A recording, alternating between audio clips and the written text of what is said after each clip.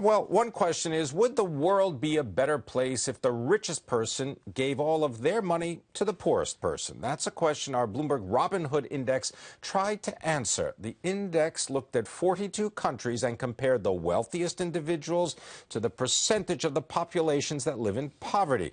Joining me now is my colleague, Mark Crumpton. This is fascinating. This Yes. was a fascinating list. It's on Bloomberg.com and it's on the Bloomberg terminal. Our colleague Wei Lu came up with this story today.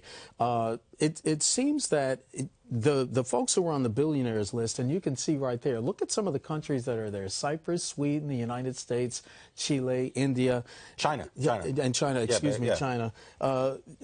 According to the story here, the net worth of Bill Gates would turn into a one-off payment of $1,736 if distributed to the neediest 15% of Americans. So it depends on population, size of population in some of these other countries to determine how much they would get. India's large population, that means Mukesh Ambani, he's the wealthiest person in India. 19.2 billion net worth amounts to the smallest payout to the poor of any country that was analyzed. His net worth 13.6 million times more than the gross. That's the worst payout. Indians, yeah. The worst payout is India. Yeah. Best payout? Coming out of the list, in other words, Cyprus and Sweden. Yeah, and the Cyprus thing, I got to say, that's John Frederickson, who is a big investor in shipping assets all over the world. I don't think he's from Cyprus, but I think he probably makes his domicile, or he lives there. Absolutely, which is why it came up on there. $45,987 in Cyprus, $33,149 for Sweden.